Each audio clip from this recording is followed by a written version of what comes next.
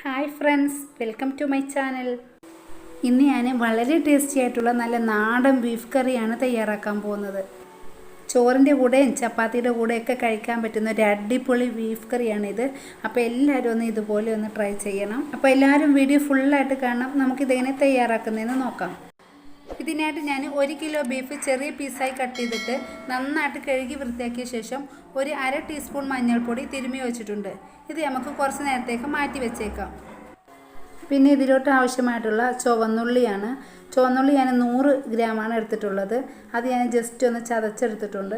പിന്നെ ഞാൻ ഒരു സവാള മാത്രമേ എടുത്തിട്ടുള്ളൂ. സവാള ഒരുപാടായ നമ്മുടെ കറിക്ക് ഭയങ്കര മധുരമായിരിക്കും. അതുകൊണ്ട് ഒരു സവാള മതി ബീഫ് കറി ആയതുകൊണ്ട്. പിന്നെ ഞാൻ വെളുത്തുള്ളി കുറച്ചെടുത്തിട്ടുണ്ട്. ഇഞ്ചി ഒരു 2 പീസ് എടുത്തിട്ടുണ്ട്, അതും ചതച്ചെടുത്തതാണ്. പിന്നെ ഒരു 3 പച്ചമുളക്, നല്ല എരിവുള്ള പച്ചമുളക് ആയതുകൊണ്ട് ഞാൻ 3 എണ്ണമാണ് എടുത്തിട്ടുള്ളത്. പിന്നെ ആവശ്യത്തിന് കറിവേപ്പിലയും എടുത്ത് വെച്ചിട്ടുണ്ട്. ബീഫ് കറി വെക്കുന്ന കുക്കർ ഞാൻ സ്റ്റൗവിൽ വെച്ചിട്ടുണ്ട്. അതിലേക്ക് ഞാൻ കുറച്ച് വെളിച്ചെണ്ണ ഒഴിച്ച് കൊടുത്തിട്ടുണ്ട്. നമുക്കിതിൽ സവാളയും പച്ചമുളകും കറിവേപ്പിലയും ഇട്ടൊന്ന് വഴറ്റിയെടുക്കാം.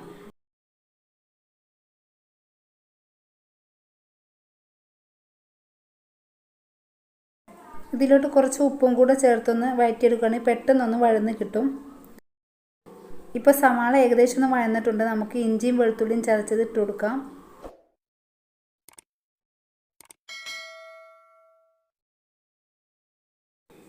ഈ ഇഞ്ചിയും വെളുത്തുള്ളിയുടെയൊക്കെ പച്ചമണം ഒന്ന് മാറി കിട്ടുമ്പോൾ നമുക്ക് ചുവന്നുള്ളി ചതച്ചത് ഇതിലോട്ട് ഇട്ട് കൊടുത്ത് നന്നായിട്ടൊന്ന് വഴറ്റിയെടുക്കാം. ചുവന്നുള്ളി ഏകദേശം വഴന്ന് വരുമ്പോൾ നമുക്ക് ഇതിലോട്ട് ബീഫ് ഇട്ട് കൊടുക്കാം. ഇപ്പോൾ ബീഫ് ഇട്ട് കൊടുത്തിട്ടുണ്ട്. ഇനി നമുക്കിതെല്ലാം കൂടെ നന്നായിട്ടൊന്ന് മിക്സ് ചെയ്യാം. ഇനി ഇതിലോട്ട് ആവശ്യമായിട്ടുള്ള മുളക് പൊടി മല്ലിപ്പൊടി ഒന്ന് ചൂടാക്കി എടുക്കണം. അതിന് വേണ്ടിയിട്ട് ഞാനൊരു സ്റ്റൗവിലൊരു പാൻ വെച്ചിട്ടുണ്ട്. അതിലോട്ട് ഞാൻ 1.5 ടേബിൾ സ്പൂൺ വെളിച്ചെണ്ണ ഒഴിച്ചു കൊടുത്തിട്ടുണ്ട്. അതിലോട്ട് 2.5 ടേബിൾ സ്പൂൺ മുളക് പൊടി ചേർത്ത് കൊടുക്കാം. ഞാൻ കാശ്മീരി ചില്ലി പൗഡറാണ് ചേർത്ത് കൊടുത്തിട്ടുള്ളത്. നിങ്ങളെ ഇഷ്ടത്തിന് മുളക് പൊടി കൂട്ടും കുറക്കുകയൊക്കെ ചെയ്യാം.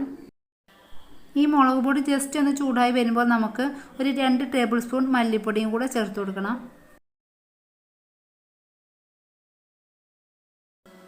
ഇപ്പോൾ മല്ലിപ്പൊടിയും ചേർത്ത് കൊടുത്തിട്ടുണ്ട്.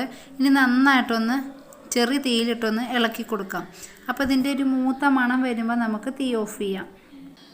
ഇങ്ങനെ ചൂടാക്കി എടുക്കുമ്പോൾ പ്രത്യേകം ശ്രദ്ധിക്കണം. ചെറിയ തീയിലിട്ട് തന്നെ ചെയ്തെടുക്കണം. ഇങ്ങനെ ചെയ്തെടുക്കുമ്പോൾ നമ്മുടെ കറിക്ക് നല്ലൊരു ടേസ്റ്റുമാണ്, അതേപോലെ തന്നെ നല്ലൊരു കളറുമാണ്. അപ്പോൾ നിങ്ങൾ ഇതുപോലെ തന്നെ ചെയ്തെടുക്കാൻ ശ്രദ്ധിക്കണം. ഇപ്പോൾ നല്ല മൂത്ത മണമൊക്കെ വരുന്നുണ്ട്. ഇനി നമുക്ക് തീ ഓഫ് ചെയ്യാം. ഇനി വറുത്തെടുത്ത മുളക് പൊടി മല്ലിപ്പൊടി നമുക്ക് ബീഫിലോട്ട് ചേർത്ത് കൊടുക്കാം. ഇനി ഇതെല്ലാം ചേർത്ത് നന്നായിട്ടൊന്ന് യോജിപ്പിച്ചെടുക്കാം. ഇപ്പോൾ ഞാനിതെല്ലാം കൂടെ നന്നായിട്ടൊന്ന് യോജിപ്പിച്ചെടുത്തിട്ടുണ്ട്. ഇനി ഞാൻ ഇതിലോട്ട് ഒരു ഗ്ലാസ് തിളച്ച വെള്ളമാണ് ഒഴിച്ചു കൊടുക്കുന്നത്.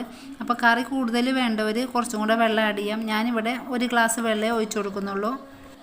നല്ല തിളച്ച വെള്ളം തന്നെ ഒഴിച്ചു കൊടുക്കാൻ പ്രത്യേകം ശ്രദ്ധിക്കണം. നമുക്ക് ഇതിലോട്ട് ഒരു 3/4 ടീസ്പൂൺ കുരുമുളക് പൊടി ചേർത്ത് കൊടുക്കാം.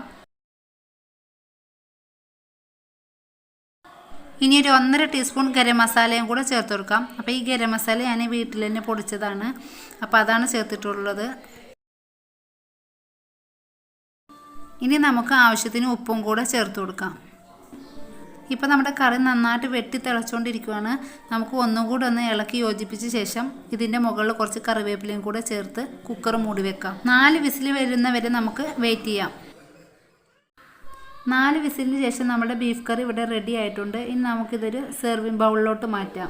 അപ്പോൾ ഇതാ കണ്ടില്ലേ, നമ്മുടെ ബീഫ് കറി ഇവിടെ റെഡി ആയിട്ടുണ്ട്. കുറച്ച് മല്ലിയിലയും കൂടെ ഞാനിതിൻ്റെ മുകളിൽ ചേർത്ത് കൊടുത്തിട്ടുണ്ട്.